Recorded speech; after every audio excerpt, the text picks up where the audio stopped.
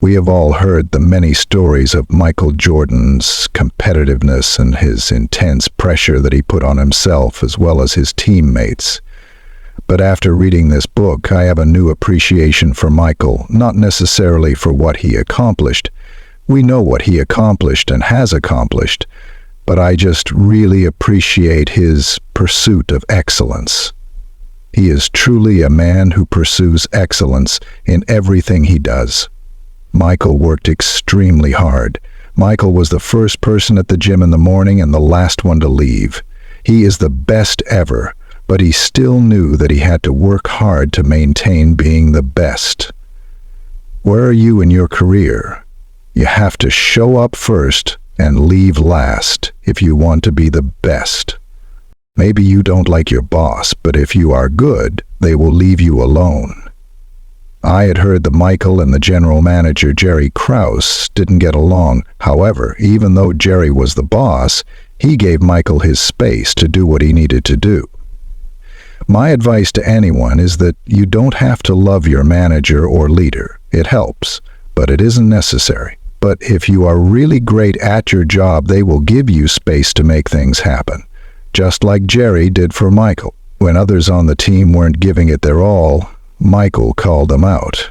Time after time, the book tells stories of how Michael would challenge players in practice to give it their all, and if they didn't, they would get the scorn of Michael. If you really care about the team and your company, you have to not only give it your all, but it is your job and responsibility to make your other teammates give it their all.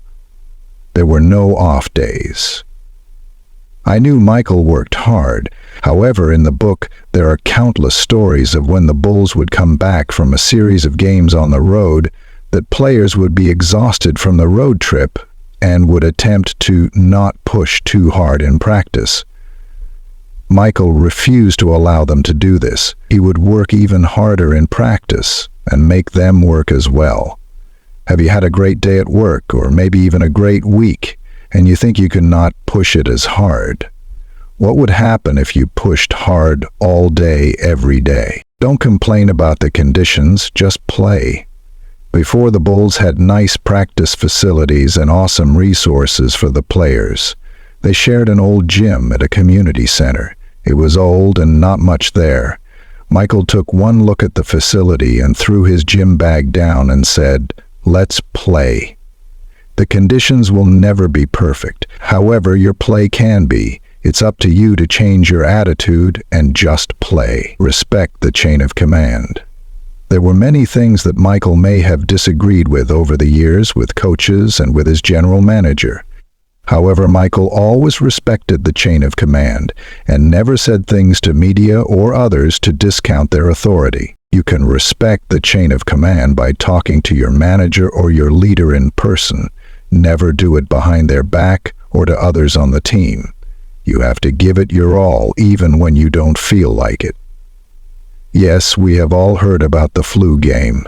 Game 5 of the 1997 NBA Finals. Michael was sick with the flu and ended up with the following stats. Jordan played 44 minutes, finishing the game with 38 points, 7 rebounds, 5 assists, 3 steals, and 1 block.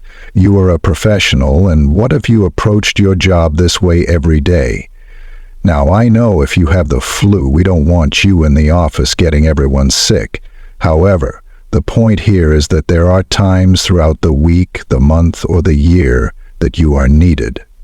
Be there no matter what. You can talk smack when you can back it up. I can't even recall all of the stories in the book and the many players that were quoted for the book describing the language that Michael used to talk trash to them on the floor. But Michael backed it up, play after play. If you are going to say your best player are the best, be able to back it up with results and evidence. Be humble. Michael was one of the most dominant players to ever play the game.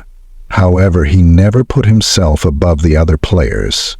He held himself to the same standards as everyone else, even higher, really, and never got too big for the game and fame, even though he could have. You are never bigger than the team or the organization. Remember that and always give appreciation to others for their contributions. Be coachable. Michael was the best player of all time. He knew it, and everyone else knew it. Michael was his own hardest critic. However, he would still listen to the advice of his coaches and his fellow teammates on things that he could do better. We are never perfect, and we must be willing to be coached, learn, and get better. Once you think you have it all figured out, you will never reach excellence. Have fun, even in the moment of intense practice and preparation. Michael was one of the most intense and competitive athletes of all time, but there are countless stories of Michael joking and playing around in practice and in games, once the task that needed to be complete was complete. Once your job is complete, make time for cutting up and have fun. However, only do this once the job is done. I remember watching the Chicago Bulls and Michael Jordan during their run in the mid-1990s, however. I didn't know the man Michael the way I do now. I just knew how good he was on the court. Michael hated losing more than he liked winning. A loss in basketball, table tennis, golf, or anything would just eat at him. He hated losing, which pushed him to make sure that he won. I have a greater appreciation for Michael and who the man is. His daily pursuit of excellence and not settling for anything is amazing. I would compare Michael's style to that of the late Steve Jobs.